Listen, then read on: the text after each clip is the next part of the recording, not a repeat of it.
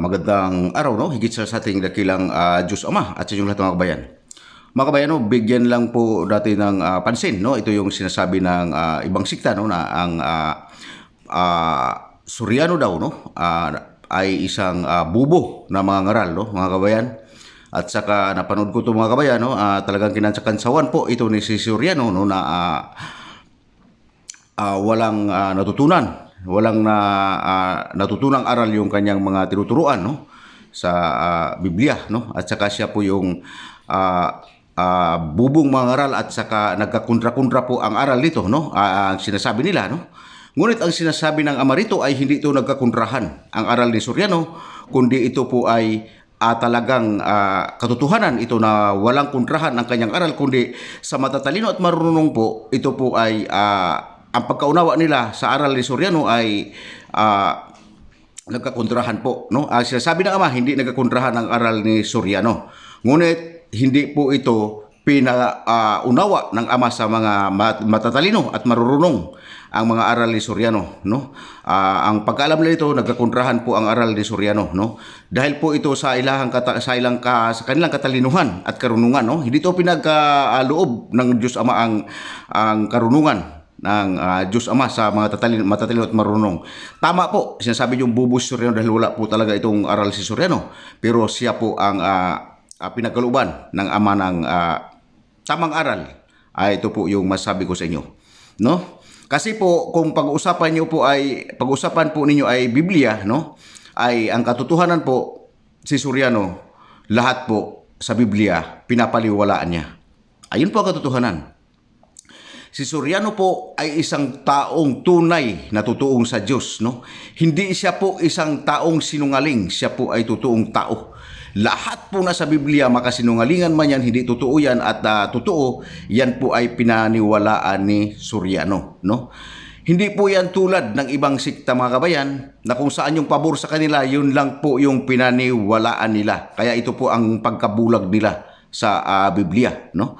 Upang maunawaan ninyo. Dahil po kung tutusin po sa panahon ngayon, ang Biblia po ay hindi po iilan lang po dapat ang paniniwalaan diyan, no? Ayun po ang masasabi ko sa inyo upang maunawayan nyo. Dahil tulad ng sinasabi ko sa inyo, 30% lang po ang katotohanan sa Biblia. Ngunit mga kabayan, kung ang Biblia na original na sinasabing 30% lang, ang original na Biblia na sinasabi ng dakilang Diyos ang original diyan ay 30% lang. Kung pinaniwalaan nyo yan lahat, di naman po kayo magkaroon ng kasalanan dyan dahil di naman po kayo mismo ang may gawa niyan. Pero ngunit kung ang sino mang nagdadagdag niyan ay ayan po ay malaking kasalanan po, no? Sa original na Biblia, kung di man totoo ang iba dyan, pero paniniwalaan ninyo, ay wala po kayong kasalanan dyan dahil sumusunod lang po kayo. Ito po yung masasabi ko sa inyo. Ngunit po, ang sinusunod nyo po ang original na Biblia, at ang pabor lang po sa inyo, ang pinapanghawakan ninyo, hindi nyo po nadala yung 30% na nakapalaman dyan, no? Hindi nyo pinapaniwalaan dyan. Karamihan sa mga siktan nyo, hindi nyo pinapaniwalaan yung original dyan. Yung katotohanan dyan. Yung pinaniwalaan ninyo, yung pang-aakit nyo lang ang napabor sa inyo pang-aakit, yan po ay hindi katotohanan, no, ng pang-aakit ng membro, no. Sa totoo lang po, sabihin ko po sa inyo, maraming bisis, no, kung isipin ninyo, maraming bisis na nagpatunay ang Panginoon na Mesiyas na Diyos siya, no. Ayun po ang katotohanan. Kasi sinasabi pa lang niya na ako at ang aking ama iisa. Ayun po ang masabi ko sa inyo. Dahil wala ang ama dito sa lupa, nasa langit, dala niya ang salita ng ama. Siya, kung sabihin niyo mang tao siya, pero ang dala niya ang salita ng ama. Wala ang ama dito sa lupa, nasa langit, substitute siya ng ama. Kung wala ang ama, mga kabayan, siya po ang substitute, ang Panginoong Mesiyas. Ayun po ang masabi ko sa inyo pang maunawaan ninyo. Dahil po, puros po kayo paninira kay Suryano. Mga kabayan, si Suryano po, para upang maunawaan ninyo, kaisa ko po si Suryano. Kahit wala po akong religion, kaisa ko po siya. Bakit po nagkaisa kami ni Suryano? Dahil po, siya po ay puspos na banal na espiritu. At nandyan na po siya sa langit. Mga kabayan, itong leader na ito, nandyan na po ito sa langit, no? Upang maunawaan ninyo. At ang sumunod sa kanya, ito ay ang sumunod sa kanya ngayon kasi si Soriano ay patay na, no? So ang sumunod sa kanyang naging leader ngayon, so nakuha niya po ang aral ni Soriano dahil puspos din po siya ng banal na espiritu. Ayun po ang upang maunawaan ninyo, no? Siya po ay maka-Diyos po talaga itong sumunod na leader. Ito po ay hindi mapagsamantala, no? Kasi tinatanong ko to sa ama, hindi ito mahilig sa pera.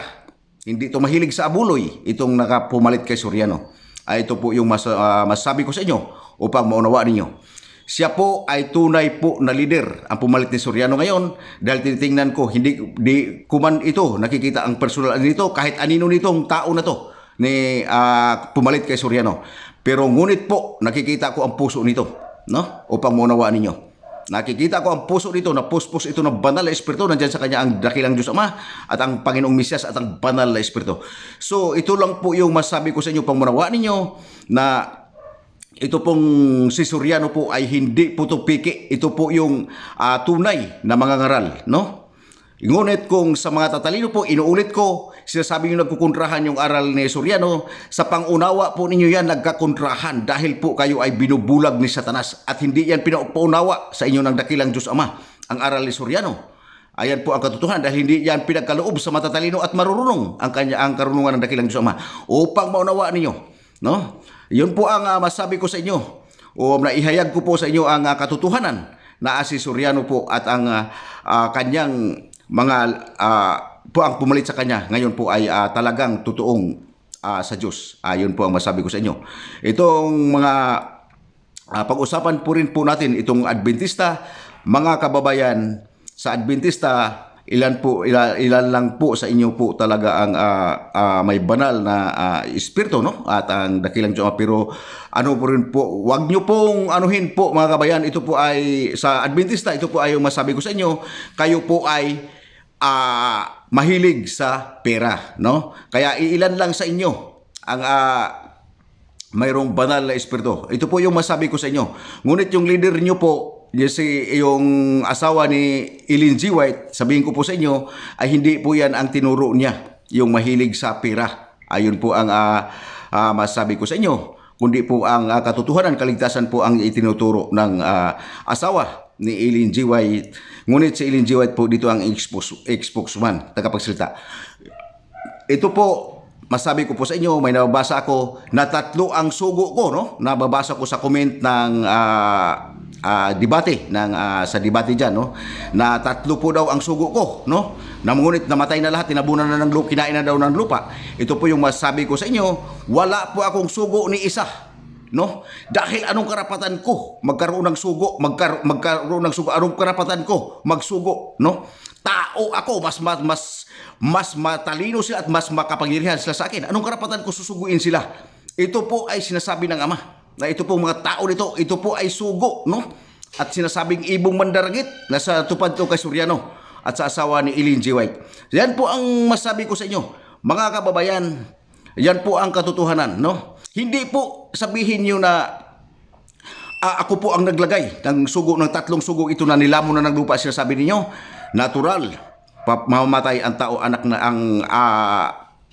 ang kuha ng dakilang Ama, ang tao ng dakilang Diyos Ama. Dahil tao lang po, namamatay nga ang Mesiyas na mismo anak ng Diyos yun. Ayun po ang masabi ko sa inyo, no? Kung sakaling totoong namatay. Pero hindi namatay ang Mesiyas, mga kabayan. Yung paniniwala nyo lang po lang na namatay at pinatay ang Mesiyas, no?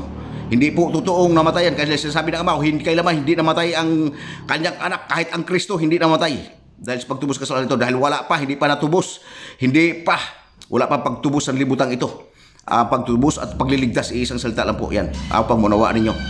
Bumaba lang ang Mesiyas dito upang mangangaral. Hindi sabihin na pinatay, no?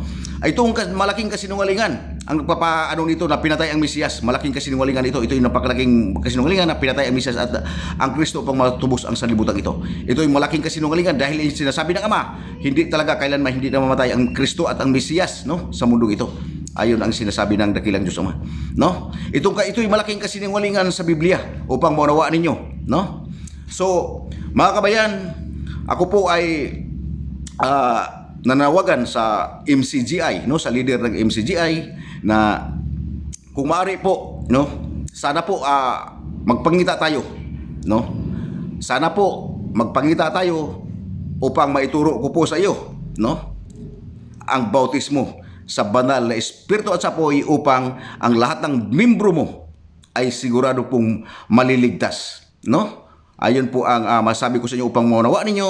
Ako po ay yun lang po ang sinasabi ko sa inyo, no, upang maunawaan ninyo. Hanggang dito na lang po, no. Magandang araw higit sa ating dakilang Diyos at mga kabayan.